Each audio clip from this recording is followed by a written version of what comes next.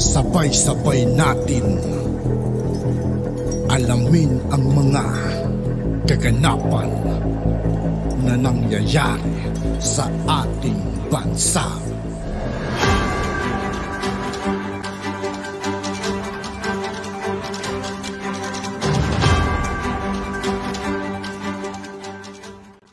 Yo, what's up mga kaibigan? This is I2K po again. Ngayon nandito ulit tayo sa channel ni Banat PH Update TV. Dito ulit tayo magbibigay ng komento at reaksyon. Kaya samahan nyo ako guys. Let's go! Pero bago ang lahat ng yan mga kaibigan, sa lahat ng hindi pa nakasubscribe kay Banat PH Update TV, mag-subscribe na po tayo at huwag nyo rin pong kalimutan mag-subscribe dito sa aking channel. Simulan na natin mga kaibigan. Let's go! Sa Twitter, neto pong pagkakahuli ng pinakamatandang anak nito ni Justice Secretary Jesus Crispin Remulla, no? Kanina po, mga ilang oras pa lang po ang nagaganap. Ito po ay dahil sinundan po ng PDEA, no? Meron pong nagpadala ng package na ang address po ay natukoy dito sa Las Piñas. At ang consignee o yung pagbabagsakan po ng package na to ay wala nga pong iba kundi itong anak ni Justice Secretary Remulla. Ito po ay unang kinonfirm ni Cavite Governor John Vic Remulla na pamangkin niya nga, no, yung nahuli na Remulla ang apelyido. At ito po ay walang iba kundi ang pinaka matandang anak ni Boying Remulla. Okay. At ayon po dito, damay-damay na no mga kaibigan. si Boy, ang masaklap pa rito, yung tatay niya is OJ. Remulla po ay nagpahayag. Ngayon po ay nasa ano po siya, no? Kasalukuyan po si Boying Remulla ay nasa ibang bansa para i-represent yung ating bayan sa mga UN, United Nations conferences. Okay, ang sinabi niya po, ito talagang nauunawaan ko, no? Yung pagiging ama ni Boying Remulla, masakit po to. Lalo na po si Boying Remulla po ay isa sa mga pinaka inaasahan dito po sa administrasyon ni Pangulong Marcos. Masakit pong marinig, no, na involved yung anak niya, no.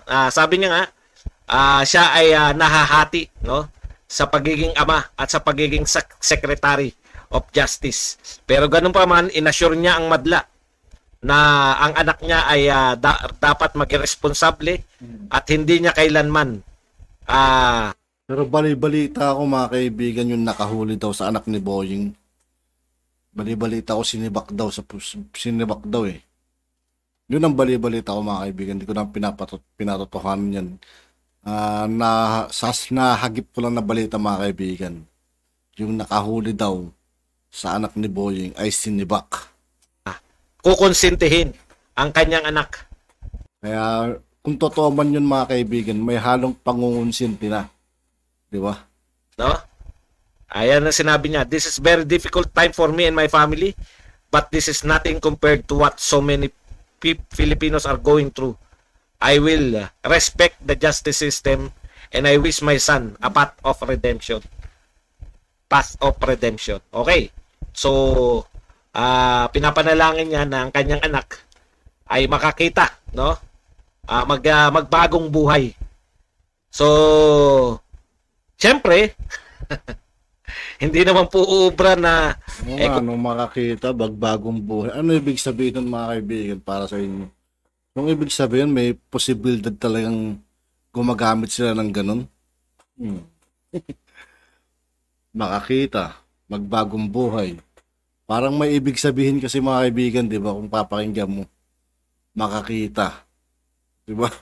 Kung yung walang issue, gumagawa ng issue itong mga kakamping. Eto pa po, piyesta na naman. Sabi ko nga rito sa isang tweet, may pagpipiestahan na naman po ang mga kakamping. Talaga naman, no? Sino po bang... Malamang sa malamang mga kaibigan, tuwang-tuwa yung mga kakamping sa mga ganitong klaseng nangyayari, ano? May gusto nito, wala pong may gusto nito. Lalo na po, ako tinitiyak ko sa inyo, lalo na po si Secretary Boying Remulla. Ayaw po nito. Kaya lang talagang ganun, no? Yun lang po ang tangi niyang may assure na hindi po siya mag-exert ng kanyang power para po paboran yung kanyang anak. Pero syempre hindi po yan ituturing na tinitiyak natin na dadaan talaga yan sa proseso ng batas. O, yun po yun, Secretary Boying. Ang problema, Sana ganun nga lahat ang nangyayari mga kaibigan, ano? Dumadaan sa tamang proseso, hindi yung dinadaan nila sa pera, suhol.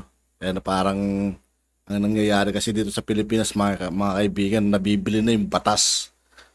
'Di ba? Mayroon pa ka dyan, yung mga pulis nababayaran na. 'Di ba? Kailan ba yung isang react ko na sinabi na ang PNP pulis ng mga politiko. Ang pangit pakinggan mga kaibigan, di ba? hindi lang naman po yung pamilya nyo, kayo, o yung anak nyo yung nakasalang dito, no? Nakasalang din po rito, syempre, yung administrasyon ni Pangulong Marcos. Lalong-lalo na, halimbawa, okay lang kung yung anak mo nahatulan, nakasuhan, dumaan sa proseso, at nakulong. Siguro, talagang sasaludo sa'yo, maski yung mga nanglihim, ha? Hindi naman sasaludo sa'yo yung mga kakamping kahit kailan. Pero sasaluduhan ka nila na talagang hindi ka nag-exert ng effort. Ang problema, paano kung napawalan sala? Di ba? Kasi, sabi mo nga, hindi ka makikialam. Ang problema, pag Mabilis daw natapos yung kaso nun mga kaibigan, yun ang bali-balita ko. Nakalaya na siya. Yun ang sabi. Nalusutan daw nila. Tapos, sinibak daw yung nakahuli sa anak ni Boying. Kaya parang may mali mga kaibigan. pawalan sala. Ayun, doon tayo problema. Yun nga po, maraming suggestion, lalo na sa mga kakamping. Ako kasi, no? Kumbaga, inaalat lang. Hindi natatapusan ng ng mga ganitong issue. Hindi naman po kagagawan ng ating Pangulo, no? Pero alam na natin yan, ipipilit nila. Ulitin ko lang mga kaibigan, na basta tayo, nagbibigay lang tayo ng reaction dito. Wala tayong pinatotohanan sa naririnig natin dito or sa ibang mga video. Nagbibigay lang tayo ng komentaryo at reaction. Hindi mo sinasabing totoo lahat mga kaibigan, ano? Basta, yun ay opinion ko lang naman. Na yan po, iugnay po sa ating Pangulo, iugnay po sa administrasyong ito, bugbog na po. mula po sa mga nag-aaway-away na vloggers. Ngayon naman po, isa po, anak po, no?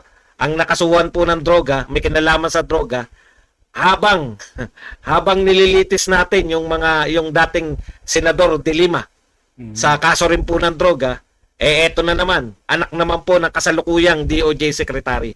Kaya po medyo hindi po natatantana. Nabibigyan sila lagi ng bala, no?